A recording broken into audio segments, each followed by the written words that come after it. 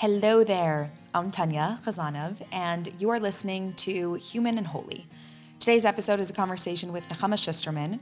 We had Nechama Schusterman on the podcast a couple months ago, and before we even finished the conversation, I was like, Nechama, we need a round two. Like, I knew that there was so much more that we could explore together that would be just like so delightful for all of us to get to lean into. So here we have Nechama part two. We got so many fabulous questions after Nechama's first episode, where she spoke about Moshiach consciousness and being able to lean into a redemptive state of being, even as we're currently living in exile, and what it looks like to transform your inner world to really experience the divine reality of the world while living in a world that is very focused on concealment and like all the trappings of hustling and proving your worth.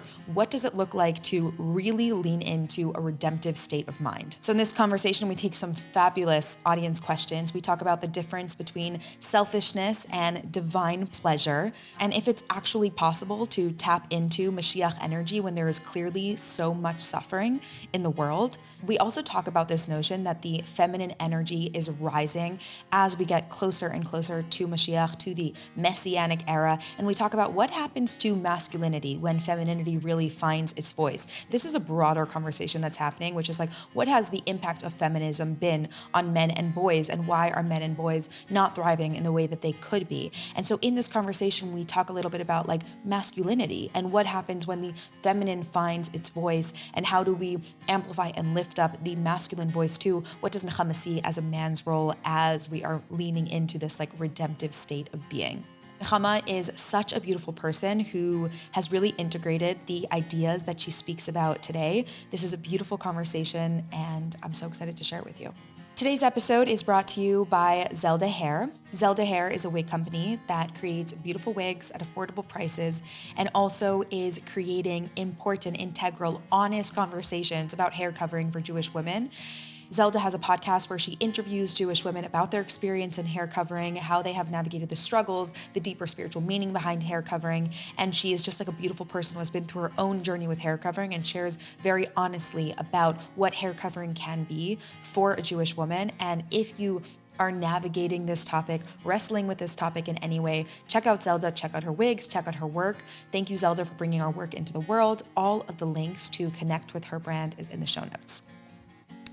Today's episode is also sponsored by Toveedo. Toveedo is an online subscription platform that creates Jewish content for children of all ages, and I'm so grateful to Toveedo for existing. It literally started because parents needed Jewish content for their own children and weren't finding it anywhere. So they said, you know what, let's create it. They started with one video and it kind of just snowballed, and now they have this full media company that creates beautiful Jewish content, and I'm so grateful to them for existing, because if you are giving your kids screen time, you want to know that what you're giving them is something that's enriching, that's aligned with Jewish values, that's joyful and uplifting, it's age appropriate. And Toveedo has such like a wide range of Jewish content, but all just from this Jewish perspective and with these beautiful values and celebrating Jewish holidays. And it's a great, excellent platform. And even just educationally, if you want your kids to have access to like more Jewish education, more Jewish themes, check out Toveedo for yourself, for a friend. We have a code for you, HH10. It's a small way to support our work. Thank you, Toveedo, for bringing our work into the world.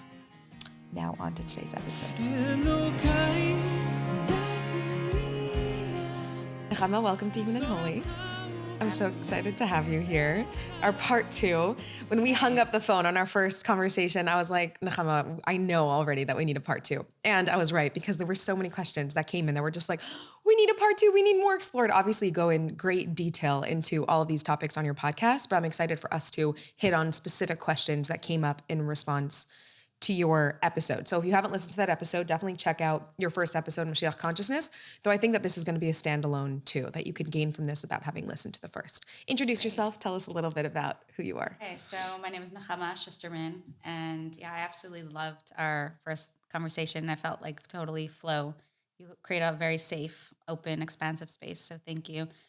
And I've been on a journey of self-discovery, and we talked about it our last podcast when you asked me about me, that I was kind of on a healing, like becoming more feminine and trying to soften up and let less hustle and really find comfort in my own being, in my own family, not the exclusion of never working, but realizing how much I was running and finding comfort in the balance of life and the intimacy with myself and my family. And eventually that led me to finding Hasidus and how much Mashiach is about becoming more feminine and softer and tuning in and becoming more receptive. And so those worlds merged, and I became very passionate about teaching the Geula Sichas, Nunalf and Beis from the Rebbe, where I see such an illuminated consciousness and guidance that the Rebbe left us to give us clarity of how to shift the world. Okay, so like a whole journey in 30 seconds, right? Does it sometimes feel surreal to like package your life and like your process? And Actually, it feels good. It feels good. It's like I'm at a space where I can be very intense and can talk a lot, and I'm at a space where like less words. Okay. Like almost like just want to be it. I don't even want to talk about it so much. Okay. So I'm grateful I could just say it as it is and keep it small. Keep it small and like it doesn't feel like it's minimizing what less it words was. feels better for me actually. Okay. Super interesting. Okay, so something that we were speaking about in the last episode was this idea of Mashiach consciousness, that Mashiach is available within our experience of the world, Mashiach being like the revealed experience of godliness, and that we create this reality in the world where God is revealed through our lived experience. And we touched on a lot of the abstract pieces of it. A lot of the questions that came in were like, I want examples. Like, what does this look like? People were so taken by the idea, which I'll ask you to kind of explain and give us some backstory to. But what does that actually look like? Can you give examples from your life, from other people's lives, areas where you've really felt like you've been able to experience this Mashiach energy? It's a great question. And I think the greatest example before I go into my own life is we've had a role model of that was the Rebbetzin Chaim Mashka. And she's been a huge role model for me because she's been a mystery for so many Lubavitchers, including me. When I was very in hustle, masculine energy, I didn't relate to her. I was like, come on, all we could say is that she would sneeze. Like, where was she? Why wasn't she showing up and producing and everything? It was kind of like this little secret, maybe even I could say judgment. I couldn't relate to her. And in this journey, I realized that she taught us through example. She specifically wasn't out there talking and giving speeches because Geula living is how it's truth, is being embodied, is how you live. It's much less about preaching and much less about trying to make other people see the light. And it's very serene, it's very authentic, and it's malchus. It's like, and the Rebbetzin was an absolute malchus queen. She was so embodied, so present. She was connected to spiritual and physical. She was a tzaddikus. The Rebbe said many people, you could ask my Rebbetzin for brachos and it will even be more manifested. And she dressed royally.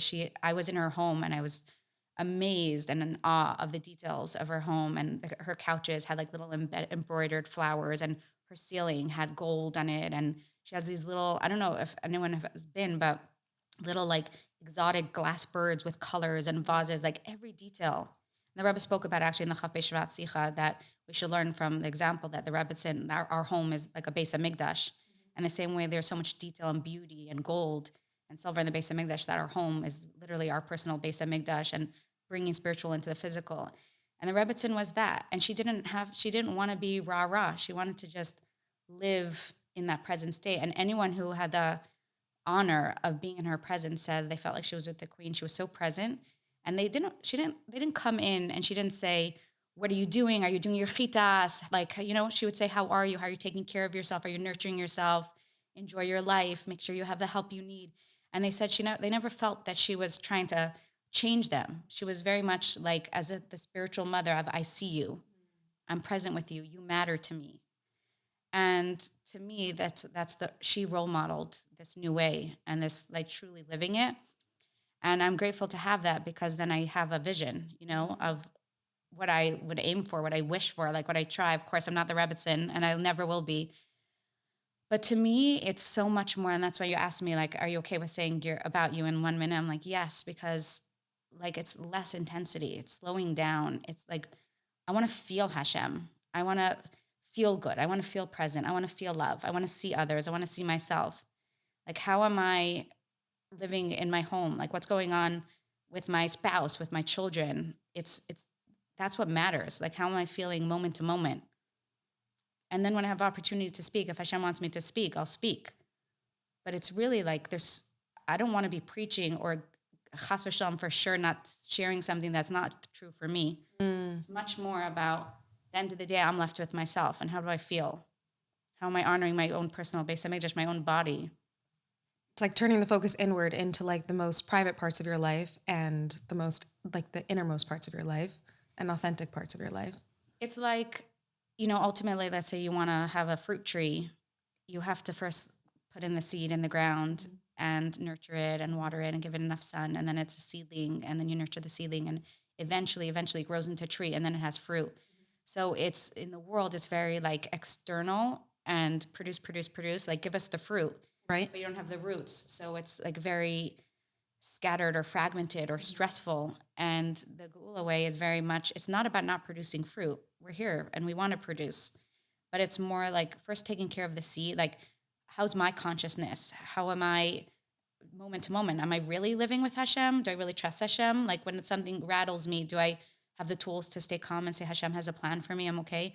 And then from there, like, and my personal relationship with Hashem inside of me. And then from there, how's that manifesting in my shalom bias and my relationship with my husband? And then from there, my children and my home. And then from there, it ripples out into community or friends.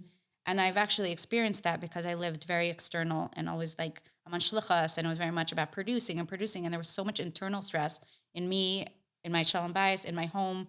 But then it was like go, go, go, go. And then when everything like inverted and it was the opposite, I had this little voice then when I was very anxious and stressed and was like, what's going to happen in our future? This little voice that if I was able to tap into it, it was like, you're going inside out. You're going inside out. It's going to reap the benefits. And I will say, Baruch Hashem, at the other end, where I see like, first it was my own inner strength, and then me and my husband, and then my children, and then our shluchas is like this. It's like manifesting out of like, it's miraculous. It's not even.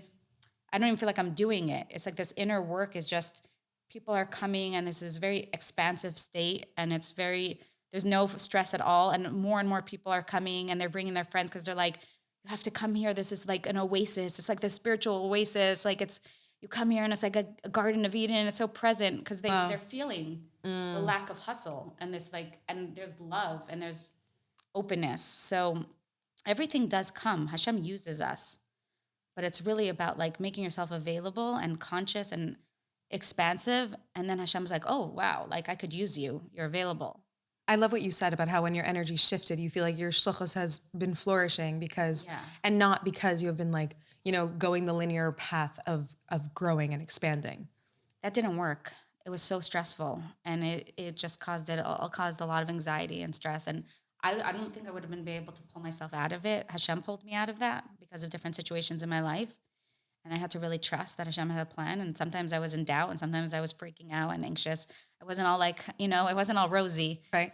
But yeah, but now I see I'm so grateful to Hashem for showing me another path and another way because to be able to produce with in such an expansive way, meaning really Hashem's working through us. Like Hashem's doing a lot of it. It's miraculous, yeah. Yeah. And So wondrous. that's amazing. So show us like what that looked like practically. What did that actually look like practically for you? You mentioned like slowing down, going inward, inverting. I know this is something that you spoke about, but give us practical examples of like what it looked like for you to begin to live with this Moshiach consciousness in your own experience that as Yeah. you're describing so beautifully is just expanding outward in your life in such a gorgeous way. Yeah, so actually, I like referencing Torah or Chassidus. So last week was Parshas Vayera, and it's a story that I think is so symbolic, especially for women, about the story of Sarah and having Gevurah standing up for sending Yishmael away, and because it's very confusing. A lot of for women, we naturally have compassion. We're very compassionate, and so a lot of times we default into compassion. We think that's our feminine strength, right? Like hold space for everybody and be able to feel everyone's feelings. And Abraham didn't want to send away Ishmael, right? It's his son. He loved him. And Sarah transcended compassion, went even beyond compassion, a higher energy, a feminine energy, which is Gevurah. Gevurah is feminine, and was like, no, this has to happen. Like, I'm not okay with this. We need to protect Yitzchak. This is not a good environment. You have to set. And then, of course, Hashem says, listen to the voice of Sarah. And this is a message to all women for all times that Gevurah is clarity of what's good for me and what's not. Protecting myself, protecting my home, protecting my energy, preserving a spiritual space, an oasis that Hashem could be here. And that means when as I started realizing that, when I have opportunities and either my compassion wants to kick in, I feel so bad, the person needs me, Right. I how can I say no? or my people pleasing, right? Like, or fear, anxiety, like what if, they're going to give us money and they won't give us money if I say no, or what if we won't be successful? But all that is like external, and it's like gevura, that clarity of, is this going to be good for my health, for my spiritual energy? Like, is this, at the end of the day, is my home going to feel like a base of Mikdash if I do this? Am I going to be able to have intimacy with my family, or am I going to lose it and be fragmented and stressed out? And knowing like I am the fireplace of my home, I'm the center, like I'm what draws in Hashem's light. And the more and more I started having that discernment and asking myself, is it practical? Is it going to be healthy for me? Is it going to keep me in balance? Like, to understand, Hashem wants us to do shlichus. He wants us to do good things, but he wants us to do it from a place of menucha and tranquility, and like to feel like a queen. So that once I had that clarity, there was like just every time I had an opportunity, discernment. Is this good for me or is this not? And I could ask myself, how am I going to feel afterwards? There's an event and everyone's going, and it's like the event. I ask myself, like, will it nurture me or will it drain me? And do I really have to go or do I not? Like, I could make those choices. I could have healthy gevura. And that's been a really big journey for me, because the more I do that, the more it's like I create my own teva, basically, where it's like Noach, it's all about like having a state of tranquility before Lech Lecha. Yeah. Noach is first tranquility, first know your teva, know your space, and then you go forward. So always asking myself, and then I just realized, like, wow, I feel so much better. I feel so much more wholesome, and I'm still getting so much done, and sometimes even more. I'm more productive because I feel good. I went to sleep early. I'm taking good care of myself, and then I have good energy. I feel we don't even realize how much when we do things we don't want to do or that's not good for us or not right, we pick up negative energy. Then we get in a bad mood. Then we're stressed. So then we go to sleep late, and then the next day we're not productive, and it just has this ripple effect. When we preserve our energy, we actually are in like flow much more, like even could get to a place of almost consistently in flow. And then amazing things happen. And we're like, I didn't even do that. That's interesting. Like getting into a state of continuous flow. Do you think that when operating from this perspective, this point of view of really preserving your own inner world, your family's world, like more like, I guess the more private parts of your life, that you don't get into a negative funk or into negative moods? Like there isn't that like up and down? So I can say with joy that it's my mood is like almost consistently equilibrium at this point, Baruch Wow. Hashem, but it's a lot of work. And it doesn't, when you start like anything, if you're building like your muscles for something, like you're starting to like wanting to do weights or whatever, like first you could do 2 minutes and then 5 minutes and then 10 minutes. And you can't go from 0 to 100. I wouldn't say 100%. I'm normal. I have moods, of course. And I have times where I'll shut down, or times I'll get flooded, or times like I'll overexert myself, but I have tools, first of all, Baruch Hashem, where I'll like, no, I'll notice and I'll catch it and I'll say, oh, I'm getting flooded. But I would say most of the time I feel in flow at this point, Baruch Hashem. Wow. Because I'm so, so, so honoring of myself. And I know, and the more, like any muscle, the more you tune into what's that true voice in me, and you start listening to it, it gets louder and louder and louder. And it will say, no, it's not good for you. Or no, enough for today. Right. It starts really quiet, but then you listen to it and you expand it. And when I don't listen, and if I ignore it, I'm totally off for 2-3 days. And then I regret it so much. So the next time I'm like even more careful and more careful. Right. You start to learn like what the repercussions are, and you're more in tune to it. No, it's not worth it. Question for you. You said like, when it's, it's enough for today. As a mother, maybe at 4 p.m. it feels like enough for today, or if your baby needs you or whatever it is. How do you navigate being in that role where you're like needed consistently and there's like no one else really to pass it on to when you feel like you're at capacity? Yeah. So first of all, there's like preempting things. Okay. So a woman has to be honest with herself. And if she is like, I have a nursing baby, or I'm pregnant, or I have little kids at home and they need me in the evening, then I have to plan my day, even if all my kids are in school or they have nannies or whatever.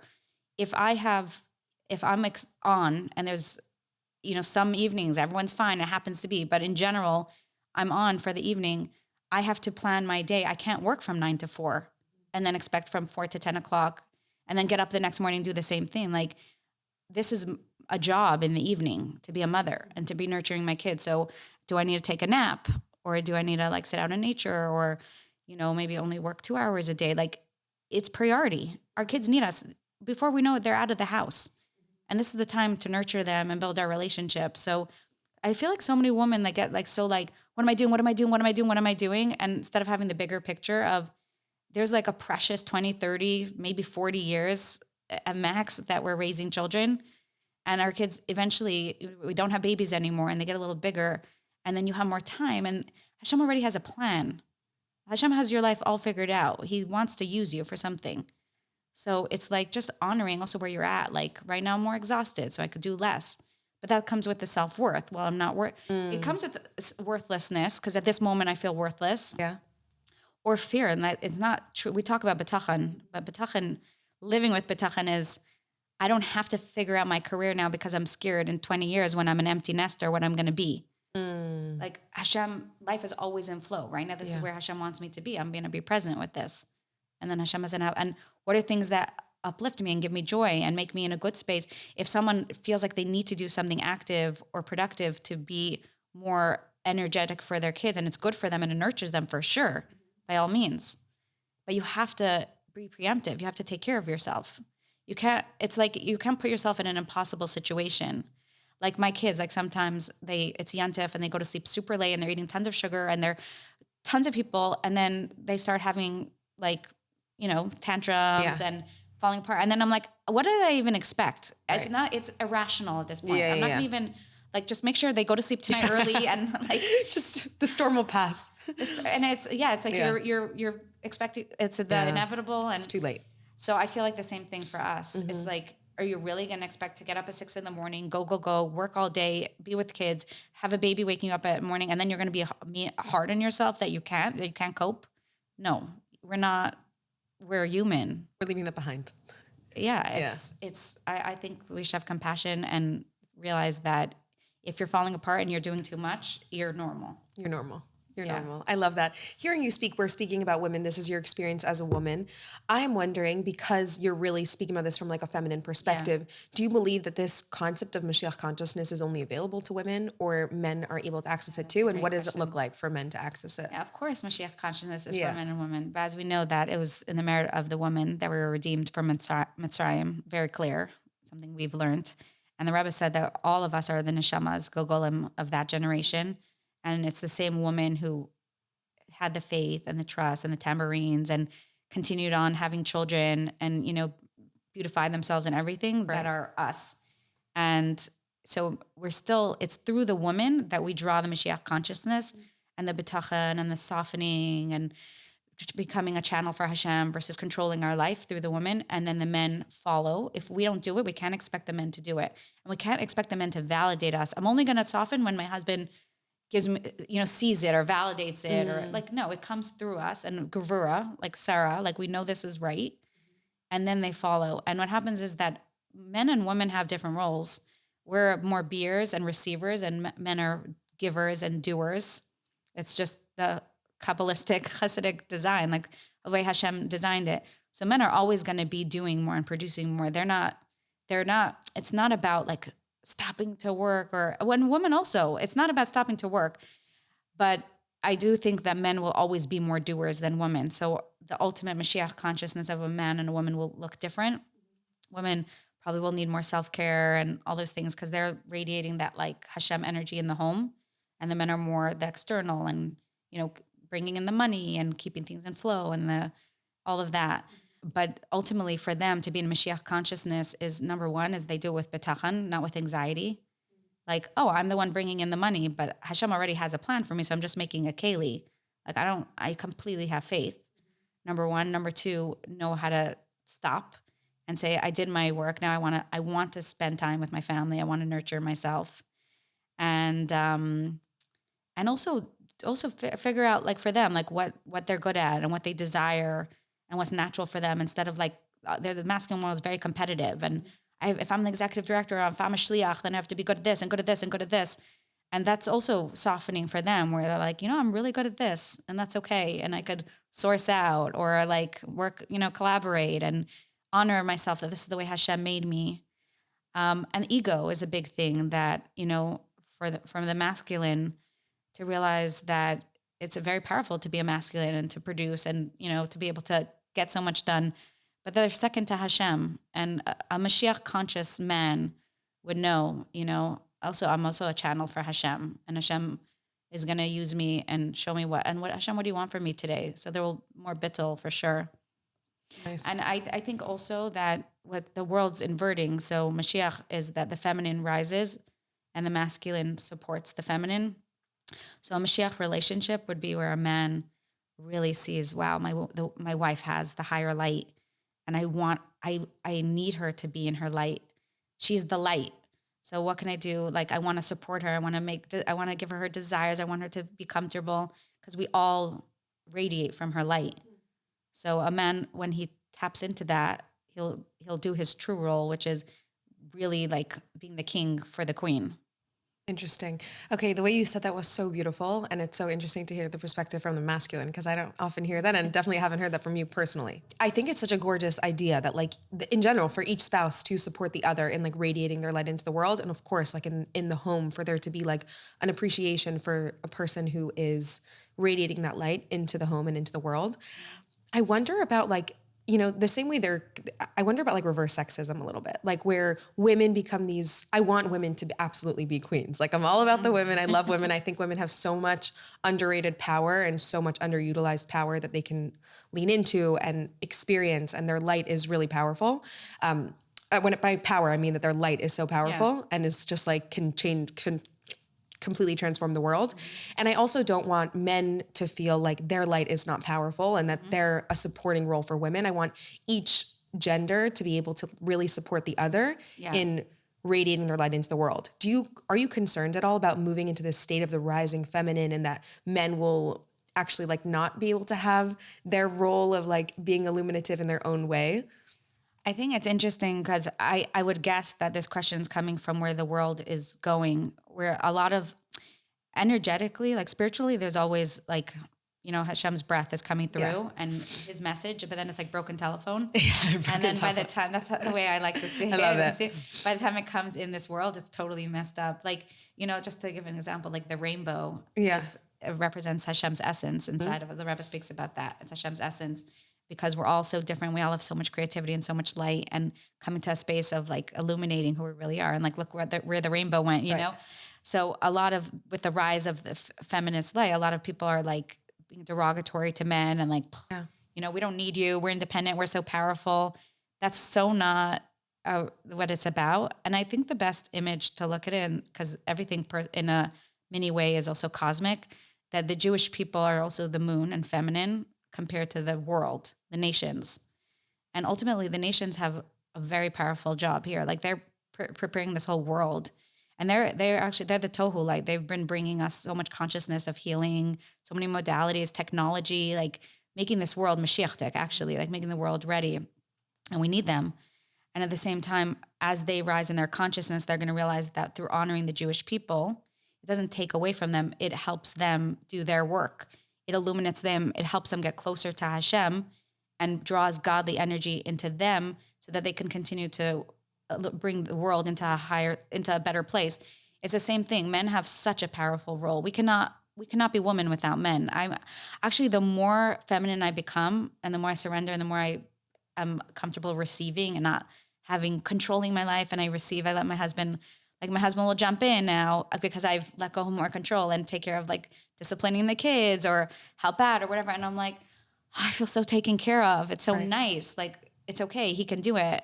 We're a beautiful package and we complement each other so much, and he makes my life so much better. And I hopefully illuminate his life. Yeah. And we're a team. We're each half of a soul. We work together. But I just think, so it's not in any way diminishing men. I think if anything, like we have to so appreciate like the men in our lives and what they bring to us. And without them, we can't be queens. It's, it goes hand in hand. It's not that the men are any less. It's that feminine is a moon, right? We're receivers. Yeah. And the man is the sun, and they're givers. So why does the feminine have like a higher light? Because we're not filling up all this, like the sun takes up all the space, right? So because it has so much light, it takes up all the space, but the moon has a more diminished light, so it has more space to receive. So what it means essentially is that women are more receptive to receive this, like we're a portal for Hashem's essence, because we're essentially like we're more out of the way. So Hashem's essence is flowing, like the source energy is coming through us because we're more open and receptive. But the men have a lot of spiritual light. They have a lot of sunshine. We help each other, but it's just, I don't think it makes the men feel any less. I think a truly Mashiach conscious man would be like, my wife has so much light and I'm so blessed to have her. And she helps me feel more connected to Hashem. And I feel so good because I make her life so much better and I'm doing so many things. Yeah, I think you said that so beautifully, that it actually, like, if this is being done in a way that's truly godly, in the most essential way that we want it to be done, then it actually empowers a man to give more, to show up and to produce more. And it empowers a woman also to shine her light even more brightly. And there's like this natural relationship where everyone is The two enhancing the luminaries, others. right? We're both luminaries and we both give to each other and we're both Yeah. so pleased and happy with our role. Yeah. Yeah. And I think that, like, even going back to what you said about, Hashem saying to listen to Sarah, listening to Sarah's voice speaking, do you see that as a receptive role, that she spoke and she kind of made the judgment call and he listened to her? It would look in that, to me, that would seem like she's actually being the mashpia. And a lot of people who have a different perspective on Jewish marriage than like this concept of mashpia makabel and don't read that as like what happens in a couple's relationship, they see that as like a woman is like the voice of the home. She makes those spiritual choices. She should like own her role as spiritual leader. Not dominating, but be a leader and be a guide, and as opposed to receiving and reflecting back. Yeah, so that's a great question. In general, we are receptive and receiving from our husbands and respecting them and really like seeing what they have to offer. But one thing where I see with Sarah, where it's very feminine, is she expressed her desires with clarity. She expressed, I want a safe space for Yitzchak. I want a sacred space. And that's actually very feminine. And it gets mixed up. It's true because it's like, well, I'm supposed to receive. But we're the foundation, we're the center, and the masculine supports it. So when we have a desire for something, I have a desire for a new couch, or I have a desire to go somewhere. When we're clear, it actually gives the masculine so much pleasure because we have this like inner GPS of like spiritual desire, of like Hashem's desires, right? When we're also the one creating our Beis HaMikdash. And when we express it, then our man can help us and make it possible. And it gives them so much pleasure because we have that more of that channel of Hashem's desires coming through. We're more connected to desire. It's more tohu, it's more feminine. And to express, but not in a controlling way, like I need it and but just to express your desire, like, oh, I would love to have that, or I would love this, or this would be like would make me so happy. And you just express it. And your husband hears it. And it's a beautiful way that opens up the channel for receptivity because I'm not going to control. I'm not going to make it happen. I'm not going to force him to do it. And I'm not going to make it happen either. I'm just going to express it. And now he can help make it happen and I can receive it from him because he's fulfilling my desire. Wow. So much intimacy there. So much love. Yeah. It's very powerful to have like a clear understanding of what your loved one desires. Yeah. And the more clear we are and the more we express it with a trust, the more happy our husbands are actually. Nice. Okay, so going back to the practical example, I don't know if there's any that you can give of giving an example of an area of your life or a day, or show us a moment or a decision where you were feeling like, oh, I managed to lean into this Moshiach consciousness that I'm talking about, so people can get a good understanding of like what might it look like for them to make an active effort to lean into this like Moshiach energy, more expansive, more trusting, more aligned with their neshama's voice in a way that's really revealed, because we live in such a concealed world. So we're the ones who are doing the work to make that godliness revealed. I mean, the first thing, I'll just take the first thing that's coming to my mind, but there's a family in my community. One of the things, like I used to do Hebrew school. Okay. And then I realized it was so draining for me. And we have other shluchim nearby who do Hebrew school. So it didn't feel like, and I love teaching women. That's my favorite desire. Okay. And breaking it down for kids is just difficult for me. And so I stopped. And then I have a family who I'm very close to. She has 3 kids and she kept saying like, I really want them to learn from you because I like your style of how you teach, and I want like your expansive Judaism, whatever. And then I was feeling this pressure. She's someone in my community, her kids are not learning. And then I told her, I said, okay, we'll do it Monday nights. I'll do it. And I told her that before Tishrei, that we'll start after Tishrei. And then halfway through Tishrei, I was thinking, that feels so heavy to me. And Monday night, and like the evening is for my kids. Right. And I don't even know what I was thinking. And then I felt so torn and so stuck. Right. Like these are Jewish kids and they only have me. And then I like just like spend time with that. And I was like, what's the right thing? What's the right thing? Like maybe there's a third way. Like, because Gula is also about a third way. Like Gullus is a black and white thinking. Like either I'm going to say no, I'm sorry, or I have to do it Monday night. Right. And then I thought about it, and the solution that I came up with felt really good. And I told her, I said, first of all, there's Nigri school online. And I said, I know it's not me, but it's a very good option. You could do it in your home. And how about me and you together, we meet and we plan like once every 6 weeks before a yantif that we'll do like a hands-on whatever activities. I could share a story and very spontaneous, and me and you doing it together, and you'll help with like shopping or whatever. And I'm like, it's not going to be like worksheets and very professional. Right. Like we'll plan something together, and you know, if more kids want to come. And she was so excited about it. And then I felt so good. I felt like, okay, I'm taking care of these neshamas, and I'm honoring what she asked, but I'm also honoring me. And I don't have to do it. I don't have to do it in the way that the traditional way, the way I have to think. Like we think so in a box, like, okay, Hebrew school, it has to be like this. No, we're here to inspire. Like there's many, many ways. A lot of times people ask me, can I talk to you? And Shabbos afternoon, like I know it's fine for me. Like I'm sitting anyways, I'm relaxed. So I'll say, sure, you could come Shabbos afternoon. We could have tea on my couch. Nice.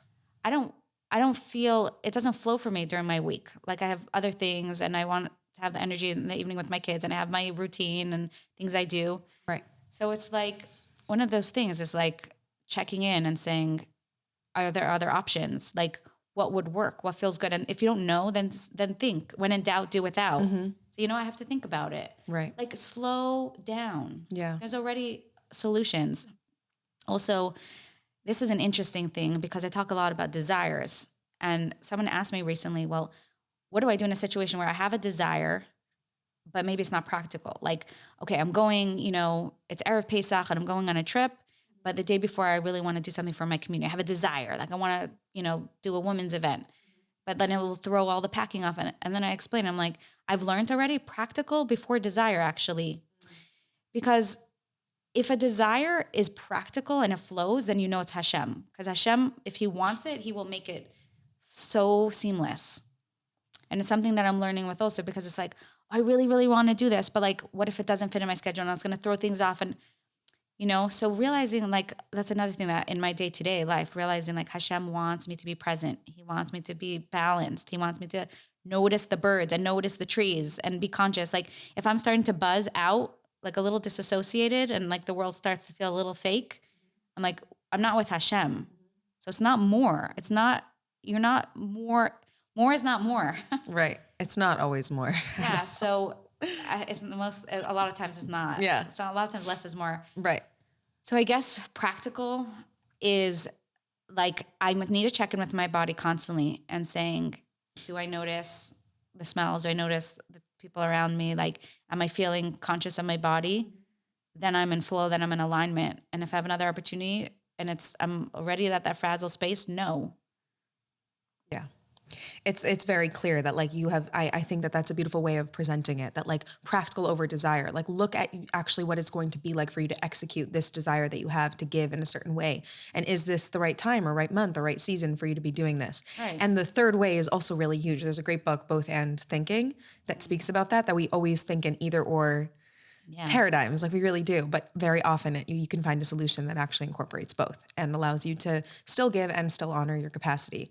This is very countercultural from women, because very often the role from women that's presented, maybe not so explicitly, but definitely like culturally, kind of like under the radar, is for women to take on a lot, to to work and to have a lot of children, to host every Shabbos in a certain way, to keep their homes in a certain way, and to do a lot of it. And many women don't have the finances to be able to get the support that they need in order. I mean, technically, if you had like a house assistant and cleaning help and a nanny and all those things, maybe those things would be possible. But I do want to say something about that, but after your flow, yeah. Okay, I want to hear. But my question to you is like, how can a woman who is really subscribes to those values, like wants to have the beautiful home, wants to feel beautiful, look beautiful, host guests, work, pursue her passions, have a big family, all of those things, how can she do it in a way that relates to what you're describing? So Hashem wants all of that. Hashem, first of all, every person like who's listening to this, like to slow down and think, wait, Hashem wants it. Like the more we know, Hashem wants me to look beautiful, feel beautiful, have a beautiful home, have abundance, have wealth, have shalom bayis, have as many kids as I can, and physically and spiritually live in a space of abundance. That is geula. The Rebbe talks about that so many times. He says, I'm not talking about abundance spiritually only, physically and spiritually rich. He said, like really, like Shlomo HaMelech's time, where you have a table laden with old, wine and fatty meat. And the Rebbe gets very descriptive. Crazy. It's very clear. Yeah. Again, the Chaf B'Shvat Sicha, where the Rebbe says, your home is a base of Mikdash. And the Rebbe talks about, and vases, and it goes down like, and your vases and your dishes and everything. Like, it's so clear. So we're talking about a life of abundance, of expansiveness. And the thing is that it's counterintuitive, but first of all, if you believe that, and Hashem already has that for you in store, we just have to learn how to receive it. The Rebbe talks about a lot of times, he doesn't talk in non-often base, because that's what I teach. He doesn't say bring Mashiach, he says accept Mashiach, receive Mashiach. He either uses the word accept Mashiach or receive Mashiach, because these are powerful paradigm shifts and fundamental ideas to receive. Like, am I willing to receive that idea? That Hashem wants everything for me and already has everything planned for me, but maybe there's some blockages here about my worth or my hustling and then from that space. So if it's already all here and it's available, and if I hustle, it's not going to actually make it happen more or less. Right. So then from that space of, okay, so then I have to stay in alignment. And if I stay in alignment, like nayach, and like nurture myself, saying that, oh, I'm having a huge event tonight, with 75 people. That's not a time to hustle all day. That's a time to take a nap or get a manicure or get a massage so that I actually can feel joy and expansive at this event. What help do I need? How do I plan my week that I'm available for this big event? You have to think through the bigger picture. The more, I know it's counterintuitive and I know it's hard to believe, but I'm telling you, I'm not just saying a theory, I'm saying a fact from my life. The more I nurture myself and only go to the point of, again, not fragmentation, stay in a whole space and then stop and nurture myself. Again, when I'm busier, take more naps, do more self-care. Things are in flow. The impossible is happening. I don't feel, if you came to my house, you would be like, Nechama, how are you doing it? Like, I almost talk as if I do nothing. And people even hear my podcast and they're like, oh, Nechama just like let go and sitting on a hammock all day. I don't actually. Baruch Hashem, I do a lot. I have shluchas. I have 3 classes a week. Wow. And I host all the time. And I have Shabbos guests and Yom Tov programs. And I meet with my husband once a week about Chabad. And I do a friendship circle. Like I'm not involved. I have Your girl is hustling. You heard it here. No, it's not. I'm joking. None of it's hustle. I have a friendship circle director. Yeah. So I actually just, I'm also very clear what I need to do. Right. So I go and I speak to the volunteers and I do a game and a discussion about Yiddishkeit on Sundays. Mm-hmm. And that's it. And I show up. I don't think about the details. I don't, and that's another thing, like delegating. But I don't feel like I'm doing a lot because it's coming from, I always make sure tranquil first, practical first. And then why does it work? Because we can't do it all, but Hashem could. Avraham, how was he so successful? He was rich and he had money and he had an inn and he had thousands of people coming and he had an abundance because Avraham, he had the hay. He was out of the way and Hashem was like, I need you to be successful. I want you to have this inn. I want you. So I'm going to give you everything you need. Wow. When we're in the way, I want this and I want this and I want this and I want this and I want this. Wall. When we say, oh, Hashem already has it for me. He wants it for me. But he also wants me to be a queen and be taken care of. And then you trust and you let go and you take care of yourself and you do from a place of flow and desire, you start realizing, oh my gosh, everything's happening. Hashem's doing it. And that's how you build intimacy this is Geula. That's how you build an intimacy with Hashem because you feel so taken care of and so loved and Hashem becomes so obvious in your life.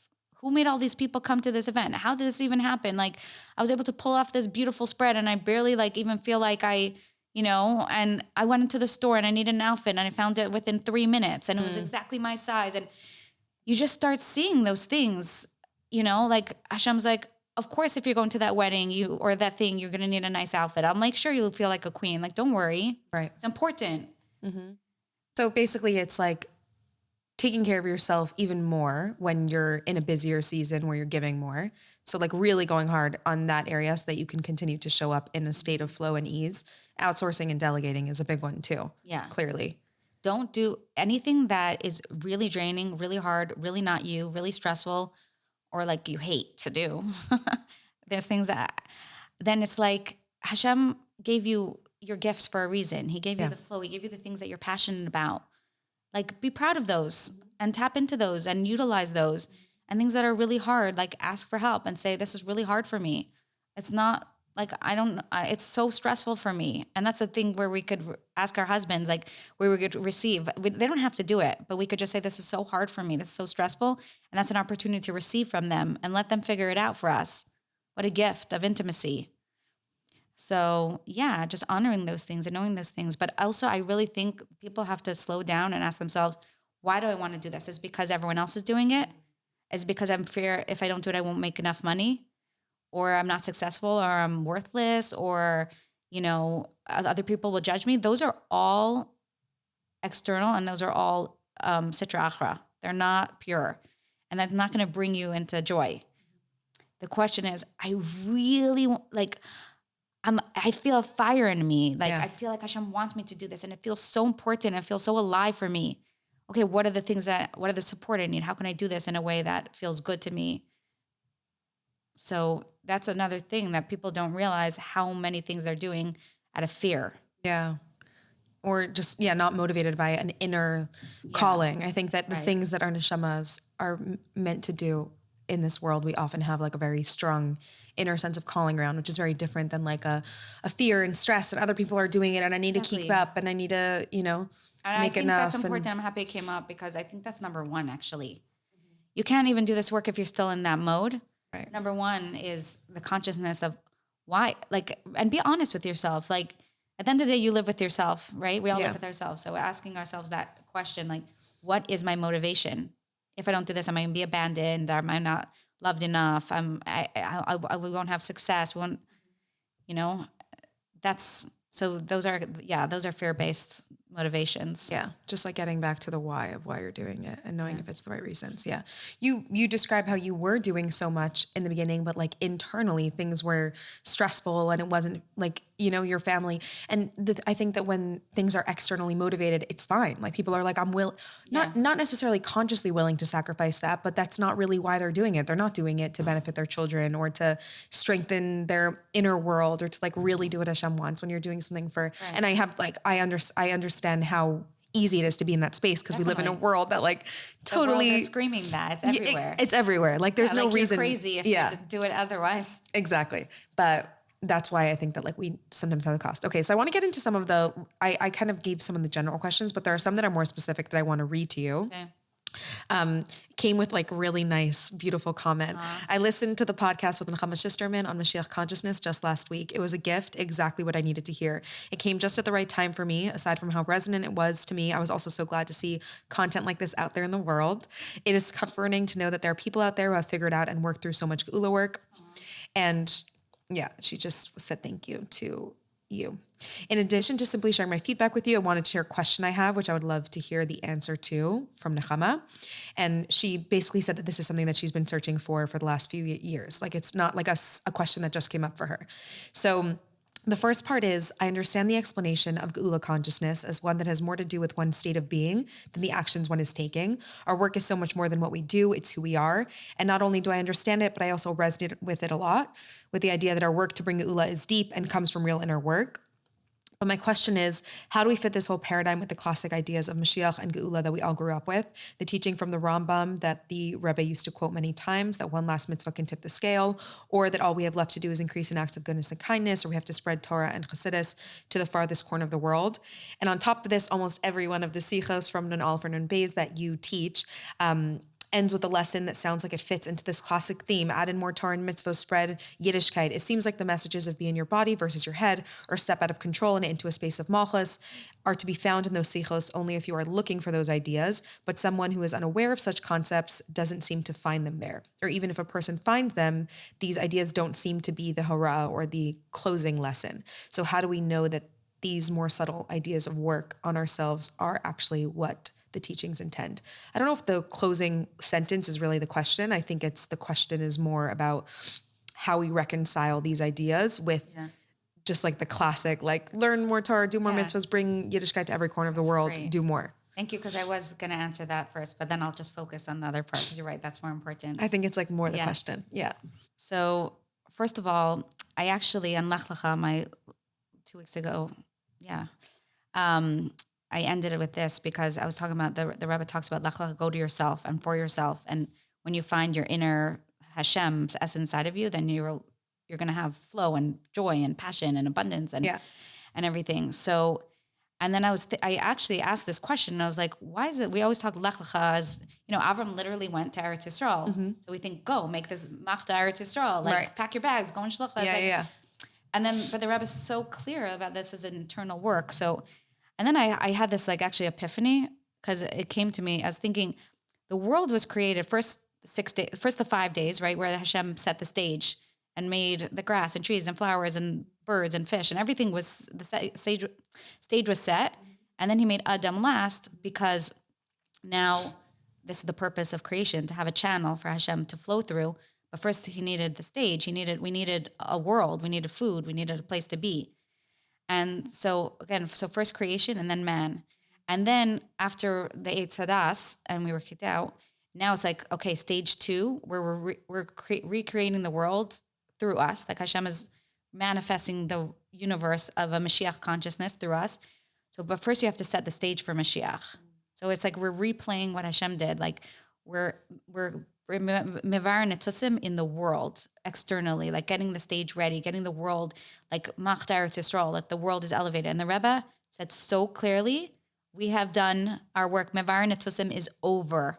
Many, many times in Alpha and Bays. Mevar netzusim is over. We've done the work. We've even polished the buttons. We're done. So why is Mashiach not here? So then the last stage is, now that the stage is ready, like the 5 days of the week, right? We've done this. Now we have to rebirth ourselves, recreate ourselves, become the true Adam and Chava, like come back to Gan Eden with our original plan, but much deeper through us. And so what's left? The stage is ready. Now we're in the 6th day, the 6th millennium of rebirthing ourselves. Lech Lecha, go to yourself. Now come back to your greatest self. And now as we birth our essence, the world is already in a Mashiach state. Geula is here. That's what they said. But if Geula is here, why don't we feel Geula? Because we have to rebirth ourselves we have to bring ourselves back to Gan Eden.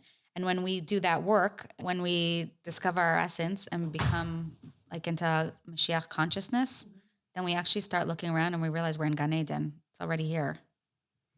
So it's not that all of those things were wrong. It's not that we didn't hear those from the Rebbe. It's true. We had to do Mevar Netzutzim. We had to spread the wellsprings of Chassidus all over the world. We had to make Eretz Yisrael all over the world. And that was stage 1. And we did it. And the Rebbe said, we did it. Now, the Rebbe says, what's left is, I have actually seen, I don't remember which Sikha, I wish I did, but very, very clearly from the Rebbe said, now, when we talk about wellsprings of Chassidus and Mevar Netzutzim, we're talking about inside. He said, inside you have, like the Pintalayid, but the point of essence, like Hashem's literal oneness, his essential point inside you. Yeah. And you have to spread it to your heart and to your liver and to your mind, that your whole body becomes conscious of this point inside of you, and that all of you comes out of fragmentation into flow. Wow. That's huge. Yeah. So that's one concept. The other thing is that Torah mitzvahs is eternal and forever. And I'm not in any way saying negating the Torah mitzvahs that we've all known, but it's much more than the black and white 613. And that's what the Rebbe says, that we're in a Mashiach consciousness. There's like the Torah is the black letters, and then there's all the white around it. And then there's the 613 mitzvahs. There's so much more. And what is it? It's Torah Chadasha. So I'll explain Torah first, that there's Torah, and the Rebbe says like that we learn inside the Sefer.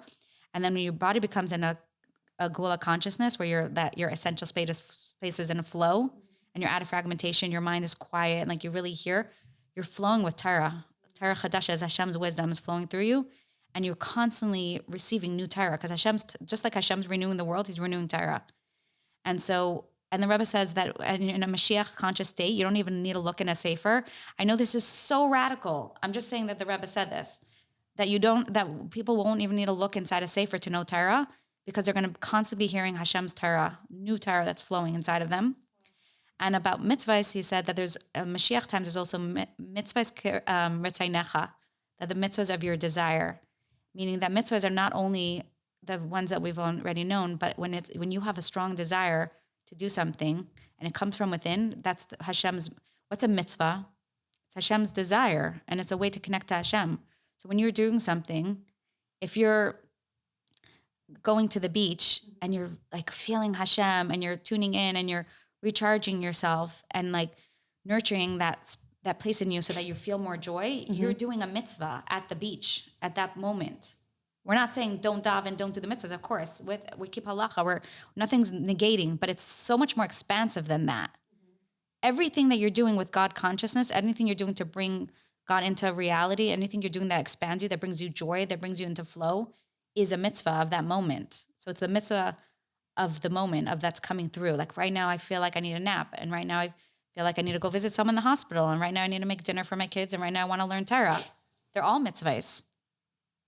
So that's also getting out of black and white thinking. We're getting so much more expansive. Like we always knew like Google is going to be something big and powerful and more expansive. Like think bigger, think bigger. It's so much bigger. Wow. So yes, those are true. But like, guess what? Open up your mind to something so much bigger. Yeah. And I love how you said that. I think that that's such a core principle in every idea in Chassidus, is that it's not as black and white as we think it is, that every single act that we do directed towards Hashem, and when we're really in true alignment with our neshamos, can be godly. And even if to the outside eye, they look like just a completely mundane act that is no different than any other person eating because they're hungry, it's not just the bracha that's holy. It's like even the whole act of eating when you're eating in alignment with your divine soul. Exactly. So there's like so much gray there. Just tapping into that. So the answer to that is that, yeah, you will see those haras and you will see like, oh, do Torah and mitzvahs.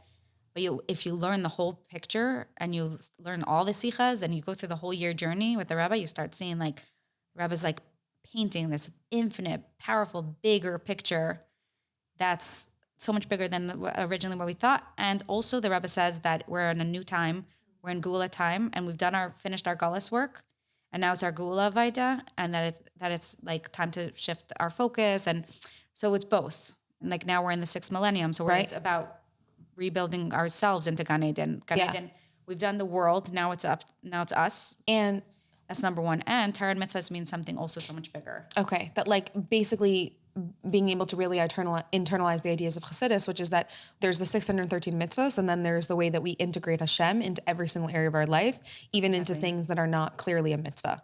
Yeah. And how do you know it's a mitzvah? If you feel more connected to Hashem, more expansive, when I say pleasure, I know a lot of people associate it with addictions or whatever, but the Rebbe talks about tainug all the time. We have to let go of that like external pleasure that's like an open, expansive, warm feeling of Hashem, vibrancy inside. That's true pleasure. And if you feel like I feel more joy, I feel more connected, I feel loved, I feel held, then you know it's what Hashem wants. If you feel fragmented, shut down, disconnected, like, or you need more and more, then you're like, oh no, it's an addiction. And that's discernment. That's learning, and learn through trial and error and be like, oh, this really actually brought me closer to Hashem and this pulled me away. And be honest with that. And if it brings you closer to Hashem, it's a mitzvah.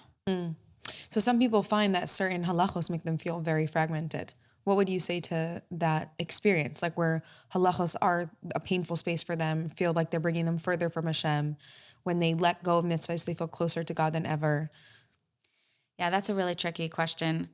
I mean, first of all, I think there's a lot of trauma associated with Yiddishkeit. I think that a lot of us have been raised with do this, don't do this, do this, don't do this, without love and without warmth. And so people are like, oh, you only saw me like when I was, davening or washing negavasser, but when it came to like me crying, you were like totally not even there for me. So there's a lot of anger and rage around that. And I have compassion for that, and I get that, or like sneeze or so many things that wasn't explained, like, oh, would you wear that in front of the Rebbe? Like, what is that? How does that motivate me? Right.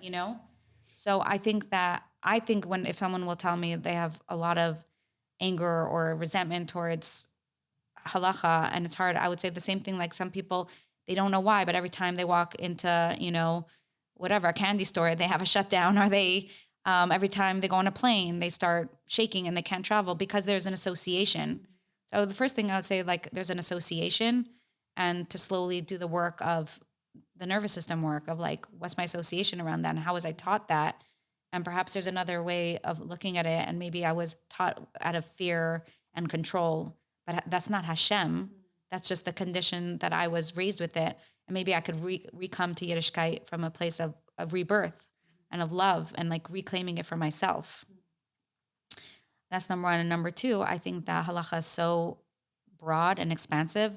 And I never tell people drop halacha. You know, I'm very for halacha and living a from life. Personally, like I feel like a Baal Tshuva. Like I have like worked through things and come back and realize like every halacha is Hashem's love.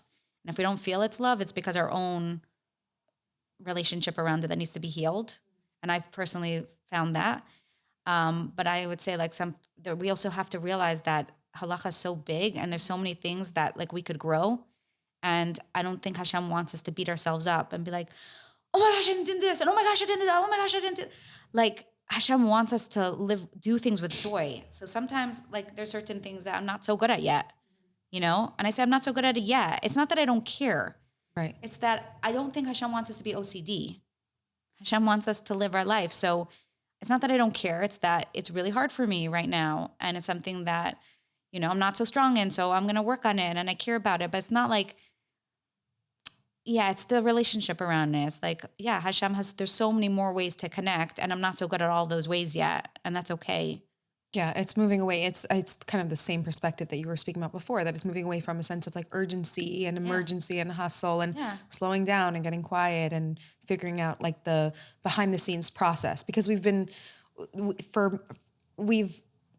had many generations of just like getting it done. And as you said, we really want to integrate Hashem's presence into the world, into every piece of our experience. And that doesn't happen in 1 minute. Yeah, and it's not a rush. I think the same way we would tell someone who's on a journey with their Yiddishkeit and just starting out, and we would say, you know, you're not keeping Shabbos yet, but that's so great that you're lighting a Shabbos candle. Right. And that's beautiful. And Hashem sees that. And Hashem, if you would keep Shabbos down, you'd be so stressed out and anxious. That's not living with Hashem. So don't do that yet. I think we have to do the same thing as from people. So what if we're already from or we're born from? Like, there's so many things that I could still do better, but I'm doing the best I can. And if I could only daven for 2 minutes today and I just say Shema, and that feels like all I can do right now, that's beautiful. You said Shema. Like Hashem doesn't need you to beat yourself up. Just Hashem loves you. These are opportunities to connect. Fine, this moment, like my husband came home and I didn't say it in the perfect way and I didn't greet him in the perfect way. It was a lost opportunity. I'll try better tomorrow. Right. No one has to explain the pain of a lost opportunity. We've all known it. You know, when you wish you could have showed up differently and you know that you could have, like you actually had the capacity to, it's painful. Right. So I think that it's for us. Exactly. This is all different channels and ways and opportunities to connect. And every time we do it and it feels good, that's great.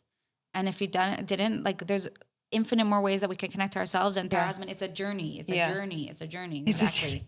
You're like journey. Do you get it now? Yeah. Like, oh, that's a good word. I'll say it 5 times. I loved it, but it was kind of like, you know, when you chant something till like someone like gets it. Yeah. I love it. Okay. So, this next question asks, it seems that most of these self-work ideas, for lack of a better term, for example, letting go of fear and control, can be done totally without Torah and mitzvos. Theoretically, someone can do all this inner work and not be keeping Torah and mitzvos at all. So where do the two paths of deep Geula inner work with the regular lifestyle, you know, of Torah, mitzvos, chassidus converge? I know, I'm going to kind of skip through most of the question, but I think this question of like comes up in general around this whole topic of inner healing and how a lot of the language that is used around inner healing could be used, you know, like it could be trusting in God or it could just be trusting in the universe. What makes this specifically godly and not just a beautiful way to live your life of like being more in alignment and in flow? That's beautiful. So I'll answer from the words of the Rebbe again, that the Rebbe talks about, you know, the story. I'll start with the story and then the concept. So Yaakov and Esav's angel, Malach, were wrestling, right? And they wrestled all evening. And then at dawn, Esav's angel says, okay, you prevailed, you won, and now you're Yisrael. Okay. Right? And Yisrael represents Eretz Yisrael, which represents a Geula consciousness. Like Yaakov is like one person, now he became elevated. And why specifically does he get the name Yisrael after this wrestle? Because the Rebbe says that in order to be in Eretz Yisrael, Geula consciousness, you have to have the Esav light and the Yaakov light. Both by themselves are incomplete.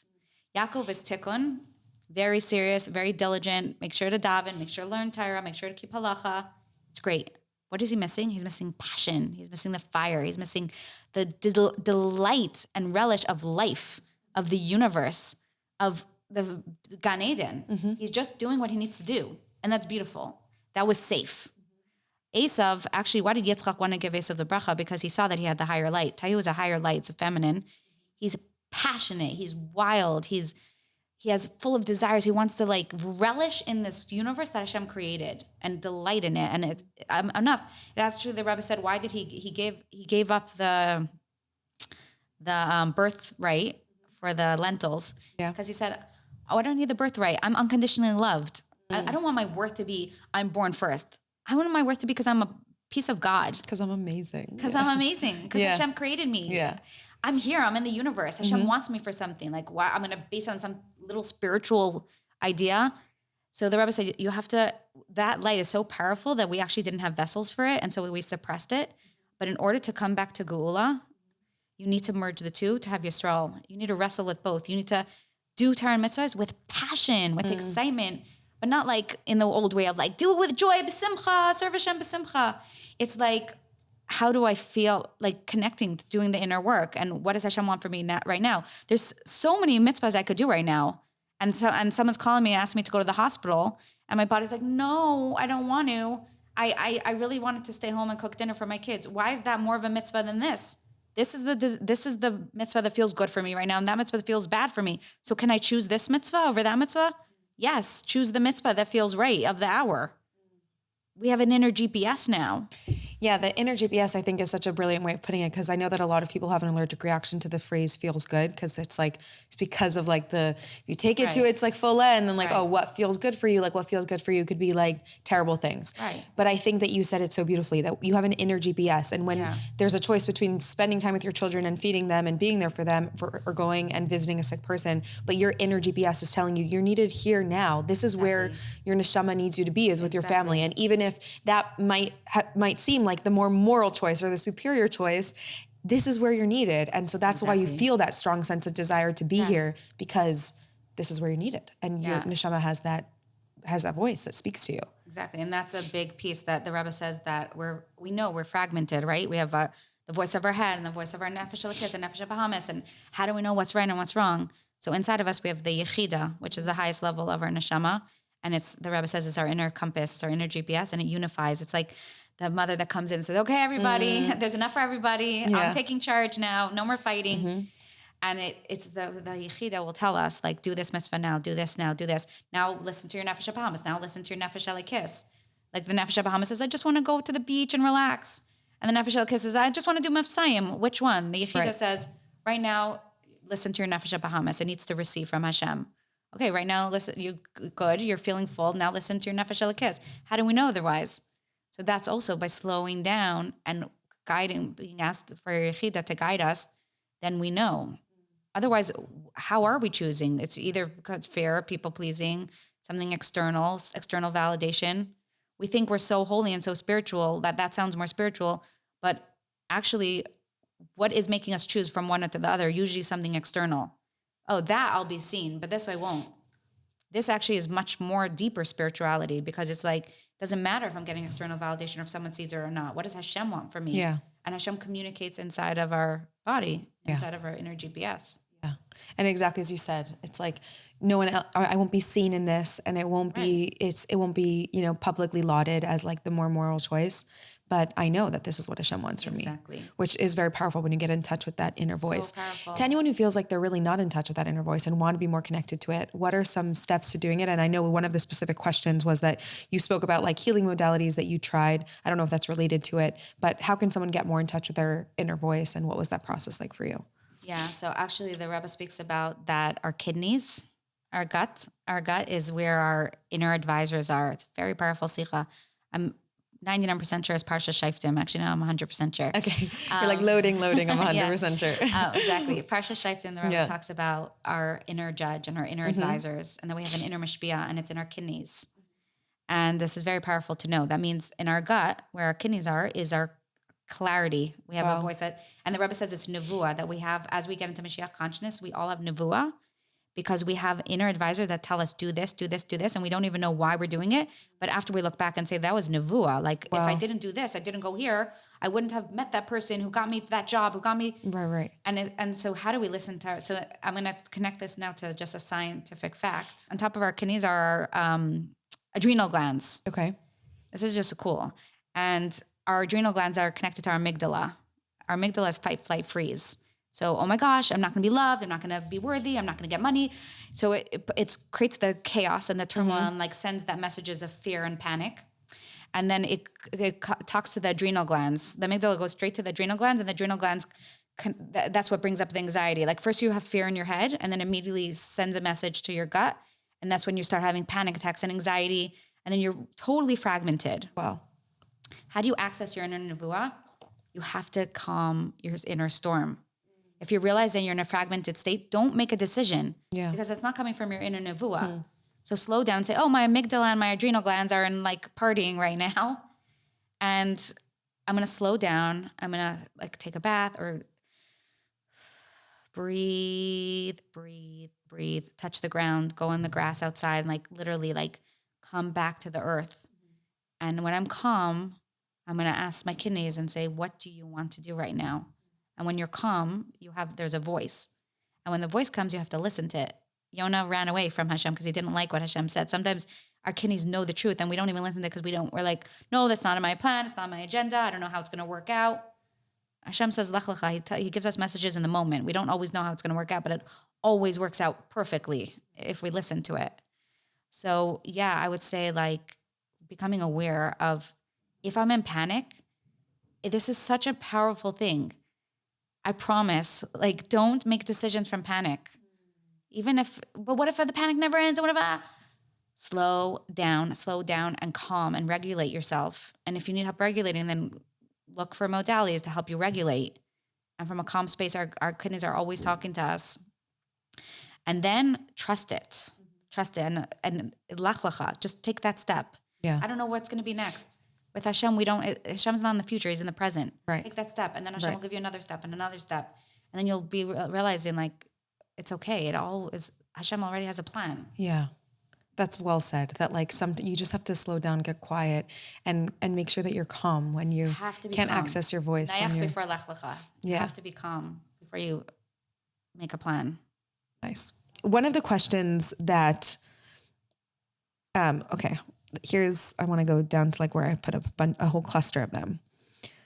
I feel like we're way past an hour, aren't we? Yeah, we are. So you're just going to. I'm kind of just like, what you want. No, I'm kind of like, we'll just put out a long episode because I can't leave any of this out. Also, I have you here. Like I have to, you are amazing. Like, thank you. I'm really enjoying listening to you speak. Thank you. Yeah. So thank you. Okay. So you're speaking about how we're in this final stage of Gullus where we have to like really lean into the Geula awareness and ability and transform our inner world and our inner experience. Question that came in quite a few times. So I guess I'll just mash them all together and word it myself, which is that how can you say that like Moshiach can be here in our bodies when there's clearly so much pain and suffering and we're still in Gullus? So there was like a few questions that came in about like a little bit of a different angle, but like one, I guess, how can we say that Moshiach is accessible to us when there's so much pain and suffering in the world? Yeah. And is there not still like a final stage of Geula that's going to be like Moshiach comes and is revealed to us in the world in a really tangible way? So two questions. Yeah. But they're related. So there is different stages of Geula, and we've known that, but like, I don't know if we like had a tangible understanding of that. When we got out of Mitzrayim, we had our first stage of Geula. We were no longer in Mitzrayim. Yeah. That's amazing. Yeah. We're no longer slaves. However, we needed 40 years to get Mitzrayim out of us because our bodies were still in trauma. Our bodies were in slave-like mentality. In order to become godly conscious, become Kohanim of the world, to have Eretz Yisrael, and to channel the Torah to the world, we needed to free ourselves from a Gullus Mitzrayim mentality. So this is the same thing that's happened. Like until Nun Aleph Nun Beis, the world was in Mitzrayim. Mitzrayim had hold over us. We didn't have a possibility for hashapcha. Like you could do work, you could become aware, but it's still Like the ultimate, you could do a Bainani work if you're like amazing. What's a sapcha? Just to define for anyone. Iskafia is staying above his hapcha, is like actually transforming the darkness where it no longer exists. It's a tzaddik avaida. So because we didn't have access to the inner work, we were in Mitzrayim, and Mitzrayim had a hold over us. The best we could do is try to be aware of like, oh, this is the power of vice, this is the Yitzhahara, don't listen. But you're stuck. Essentially, we were stuck. Like we were victims to Mitzrayim. What happened, the switch, as the Rebbe said, at this point now, the doors to Mitzrayim has been opened, and every single person has the opportunity to walk out of Mitzrayim and start walking through the Midbar and clearing themselves out of their Mitzrayim in their consciousness. Wow. That's what's going on. Yes, we still see tons of Gullus, but it's because many people are still in Gullus, in Mitzrayim, that's feeding the evil in the world. Every single person that says, I'm going to walk out of these doors of Mitzrayim, that I have to, I need to, I should, this is the way it's always been, my mentality, my fears, people-pleasing, codependency, all of that, and says, I want something better, lech lecha, I'm going to walk towards this inner power, like finding Hashem within, being receptive, opening myself up to a channel, like healing all that trauma inside of me. I'm literally making that choice to feed the evil of the world less. I'm taking over and bringing more light consciousness to the world. So that's what's going on right now. It's the Geula Avaida, and personal Geula is accessible, where once we do the work. Now, if people have so much fear and so much pain, how can there be Geula? So that's the thing that is so hard about Geula and the deep work, is that our greatest essence, and the Rebbe talks about this so much, our greatest light is under the deepest darkness. And the way I see it is like the Rebbe, Hashem had an amazing, his treasure, his essence, his powerful light, but it wasn't accessible. We didn't know how to use it maturely yet. We weren't mature yet. Yeah. So we had to hide this treasure in like a cobwebby desert basement where like no one's gonna go there. That's the scary basement, because then he knows that's a really good hiding place. Okay. But then when he knows, like he gives his kid, after the king dies, and he writes, he's like, when you're ready, you could open this letter, and says, by the way, the hiding place for my treasure is in the place that you most avoid, where you wouldn't think to go. And that's what the Rebbe basically a lot of times is talking about in Alpha and Beis is that in the places, your shadows, your loneliness, the parts of you that feel fragmented and scared and abandoned and rejected are all covering up that inner well. And the Rebbe says you don't have to fix it. You don't have to like hyper focus, and you don't have to drag it out of your system. Just comfort. Nachamu, Nachamu Ami. Like after Tisha B'Av, you have the 7 weeks of Nachamu, and then you have Rosh Hashanah, which is channeling Hashem. Where do I have Tisha B'Av? Where have I felt shattered, suppressed? And those like every time it's dark and I feel like a little girl again, scared, doesn't feel loved. Like every time someone triggers me, I feel angry again. I could ignore those things, but then I stay in only 5% of my potential. But I could go into those wounds and comfort it. Don't fix it. Don't hyper. Oh, when I was 3, when I was this, I'm gonna journal for that. Then that's where we tend. Like we either go like I'm gonna avoid, or I'm gonna like hyper figure this out. Notice it and comfort it. Give it a hug. Validate it. Say that was really painful that you went through that. It's really painful that you feel that void. It's really painful that you feel the coldness and the loneliness and that you've been spoken to disrespectfully. I know. I see that. And the more you just let it have a voice and you comfort it, it actually releases.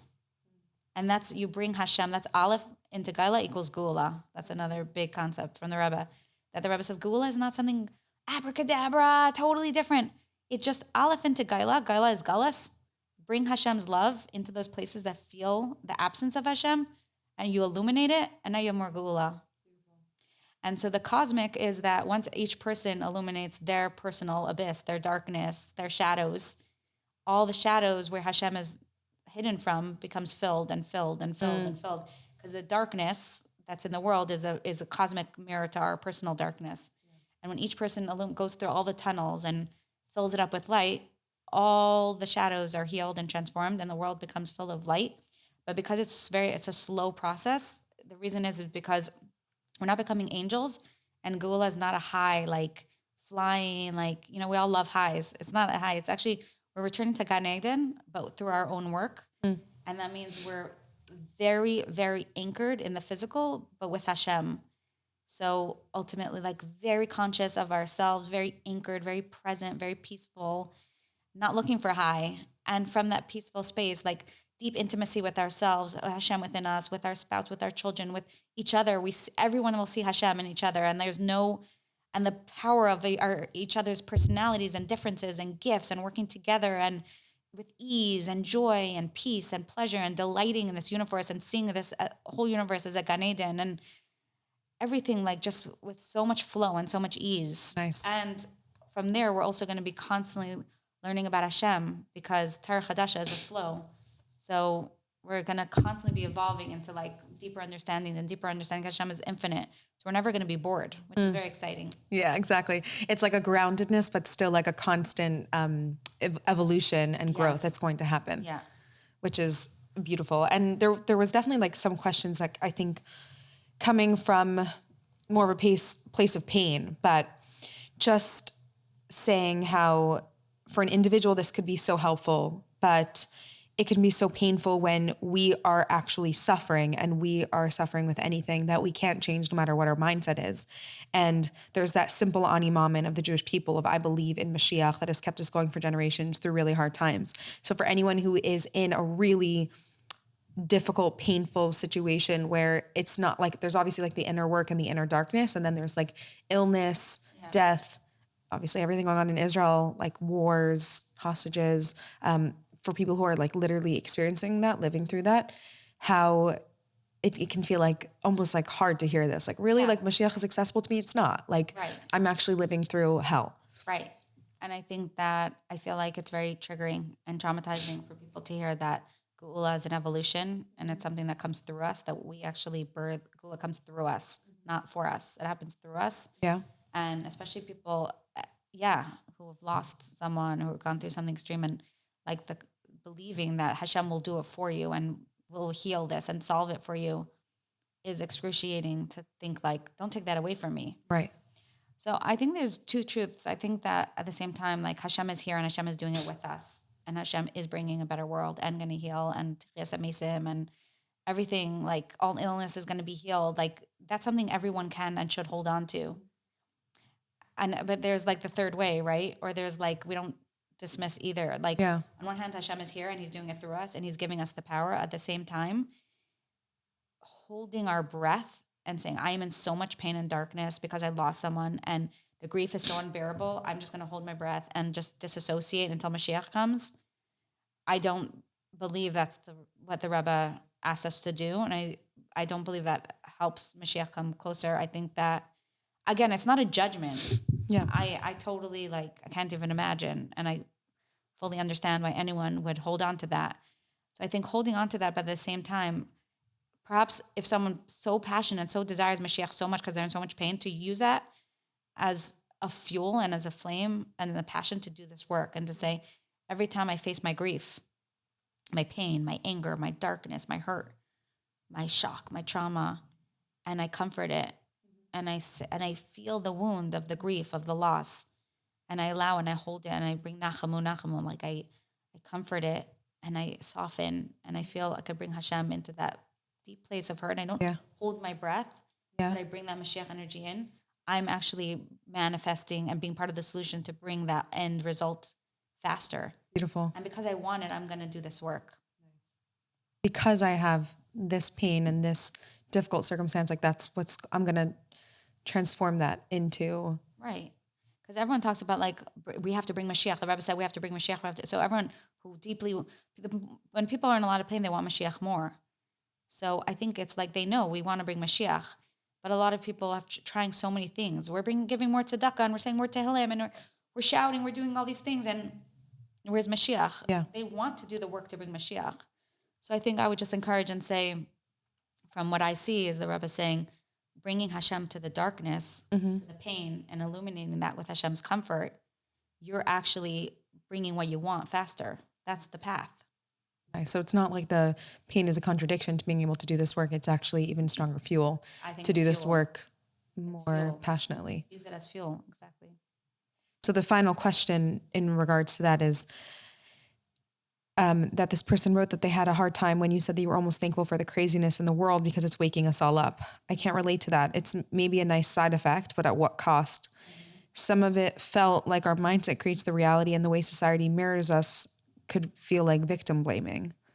I feel like she would have amazing answers and insights to this point. She's living a beautiful reality and is so passionate about it.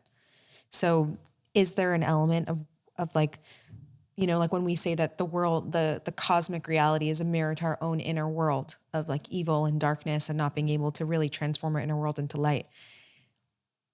Yeah, what's the Is the like question? the punchline? I think there's two questions here, which is like, can that lead to victim blaming? And also, is us waking up a nice side effect of the world, but like at what cost? Like, how can we really look at such pain and suffering and say this is a wake up call to us? I don't see any other way to look at it. I don't think Hashem is cruel, and I know Hashem is not cruel, and Hashem is unconditional love, and Hashem so deeply desires intimacy with us and to come back and for us to be healed, transformed, powerful, profound, peaceful channels of His essence to flow through us, and He's begging us to come home. We believe, we're believers, right? We're having a conversation between believers and for believers mostly. And we believe there's no mistake. Everything is Hashgacha Pratis. Hashem's involved in every single decision in life. And many people will think, well, evil is not God. Well, we know that even evil is God. And there's a purpose. And there's always a loving purpose. So if we take all those beliefs and we put this in the story, how could Hashem allow such a thing to happen? There has to be a good reason. There had to be. Ooh, But how does it fit in with our belief if not? Because I just honestly, the only thing that like makes me like protest to this point specifically is because I look at like the Rebbe after the Holocaust, and the Rebbe didn't say, oh, there was a reason for it, that like we should wake up and serve Hashem. The Rebbe was just like, I see no reason for this. There's no reason. You just have to cry and scream to Hashem and say Ad Masai and until when. And there's like never a reason for this type of suffering. It's like at a level that's completely beyond human comprehension. And we almost like lose our human gift and advantage if we can justify such cruelty and evil in the world. And I love that, and that's true too.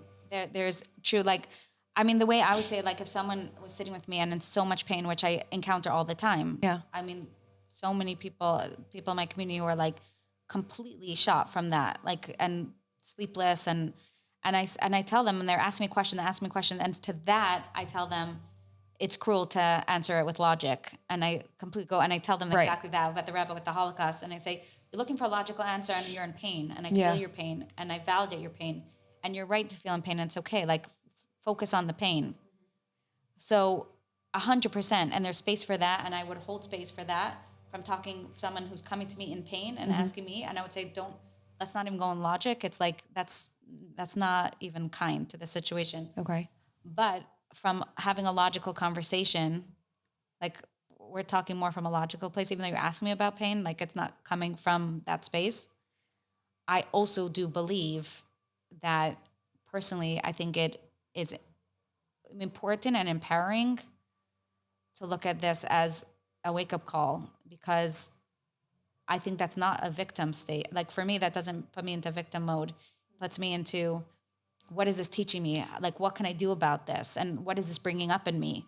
And how can I utilize this darkness that's raining in on me because of this situation, and utilize it to dig deeper, to find more power and more light? I think it's exactly the same answer that we answered before. If, God forbid, for any person who lost a child, lost a mother, lost a parent, a spouse, and they're in pain, if they use that as, what can I do to bring more light to this darkness so I could bring Moshiach faster? I think that if we are just victims to the pain, and we say there's no answer, there's no reason, and it's horrific, which is true. Yeah. And leave it at that, and we're victims to this horrific suffering. I think that would be unfortunate. I think it's very important to look at everything that's happening now as part of the Gula experience, because the world is shaking so much that I really believe it's Hashem shaking the world because we need to shift into the new world. And if we don't look at it as, how is this part of the Gula plan, and can this awaken me to more light, more purpose, more motivation, like to do something about it. But the internals work is what I'm more referring to. Right. I think that would be unfortunate, Yeah. personally. I hear what you're saying. It's not that we can understand the reason for it, but just that we can like take a sign from it and use that, like use the pain and suffering that we are experiencing, or the shock or horror, whatever it is that this is affecting in our lives, and use that as fuel to go inward and say, I need to transform this darkness in my inner world. Like I need to take care of it. Like I can't let it go Right. untended to any longer. I'm not trying to explain and rationalize the why Hashem would use rape and babies and hostages and No. that level. And that's not even exactly what I'm referring to. And honestly, as a sensitive person, when I think about October 7th, I think I like even numb out from that because it's so painful and horrific. It's horrific. I can't even go there. Yeah. Like that's not exactly. I'm more talking just like on this much bigger scale, like pulling out of like that intimate like connection to that pain and talking about like, if this happened, what are we going to do with it? And what are we going to do about it? But the pain is like, yeah, of course. Come on, Hashem, you could do it. Like, why did you have to do it that way? There's so many. Yeah. And I definitely think that there's still space to say like, Hashem, you can't do that to others. Like that's the way that we look at other people's pain.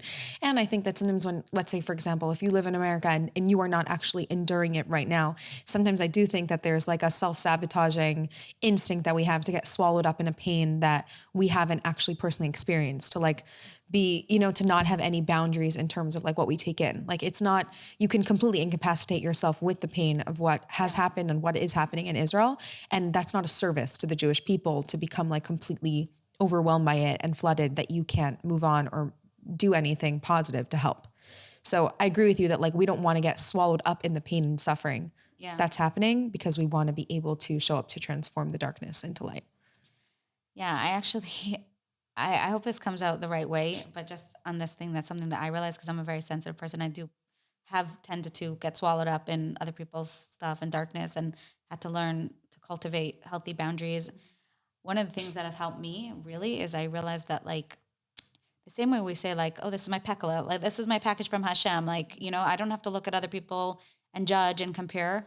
I think it's the same thing with pain. Like I realized like when something is for me, something triggers me and it's irrational. Some things trigger me. Some things cause me pain. Then it's mine. And then I need to go in and do that work. But sometimes something happens and I'm like, I could feel the pain. I'm not talking about October 7th. I'm just saying like someone could share a story with me and like I could have compassion. I'm tender. I'm loving, but it's not actually causing me pain. I realized like we subconsciously, we actually think that we're not loving if we don't take on their pain. Oh, I'm cold. I'm not caring because I don't feel their pain. And I realized I would do that to myself and I would self-sabotage. And then I would think I have to be compassionate. So I have to be crying in my heart. Right. But then I realized, no, when sometimes some things I'll just start crying or I'll feel pain and some things I won't. Right. So if it brings a pain, Hashem is mirroring to me something that needs to be healed. And if not, then thank you, Hashem. Like I could sit with you in pain, but I don't have to feel the pain. It doesn't make me a better person or a more loving person. Right. And I think that's something just to be conscious of, to realize like you're not a better person or a worse person if you feel pain. But when you do feel pain about something, then do the inner work and tend to the pain. When you don't feel pain about it, it's a bracha. That means that it's not your personal avaida.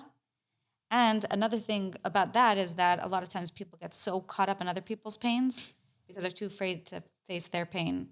So it's always about what's coming up for me and tending to that. It can be a distraction that we look to look at other people's pains than our own. Yeah, that's a good point. I'm happy that you brought that in, just in regards to the way that we look at anyone else's suffering in general. And that sometimes we feel like if it doesn't hurt me enough, I need to make it hurt so that I could confirm to myself that I'm caring and empathetic. If I'm not working enough, if I'm not working hard enough, if I'm not feeling sad enough, if I'm not feeling pain, all these things, if. Right. Yeah, no, I definitely hear that. Okay. Wow. Oh my gosh, this was delightful. I so enjoyed speaking to you. It's like so much fun to to be in person with you and to like get to like feel your energy and to like feel the authenticity of your words and how it just really feels like it's something that Hashem is like asking you to speak about. And it feels like it feels like your divine calling. Thank you. So it's really special to see that. Too. And you're so calm about it. Like, I think that that's really where you see it, is that it's so embodied. It's so like who you are. No question can fluster you because it's something that you've really internalized. Yeah. You're like living what you're speaking about. It's gorgeous. Thank you. That's why I love speaking about it, because it feels, It is. It's like sharing my inner experience. Yeah. Yeah. And being calm is also a work. Like I used to share this very intense. Yeah. Yeah. Like even a year ago, like I started like, cause there was like, and Interesting. I, as I like just live it more, it's, cause I realized like, I don't need to sell it. I don't need anyone to see the light. Like I actually more just want to live it. And then if there's an opportunity, I'm happy to share. But yeah, it feels Yeah. nice to stay calm and centered. And that's actually how you end up making the biggest impact, I think, is that when you're such an example of that, then when everything that you say, there's ideas that you share, that because it's like so real to you, like it hits differently to hear an idea that someone like really truly experiences and lives with. So thank you so much. This was beautiful. Thank you so much for listening. If you enjoyed today's episode, do not forget to subscribe to our channel on YouTube, on Spotify, Apple Podcasts, wherever you listen, so you don't miss a single episode. New episodes come out every single Sunday. We love hearing from you, so leave a comment, email us at info@humanandholy.com with your thoughts. We love having these conversations with you, with our audience. If you want to sponsor an episode of the podcast and help bring Human and Holy into the world, email us or visit our website at humanandholy.com. We have sponsorship opportunities to dedicate in honor of a birthday, yahrzeit, someone you love, just because you love the work that we're doing. And we also have the opportunity, if you're a brand that feels like you are aligned with the work that we're doing, we have that too. So reach out to us and let's see if we can make some magic together and help bring more of Human and Holy into the world in a better, bigger, brighter way. Thanks for listening, and I'll see you next week.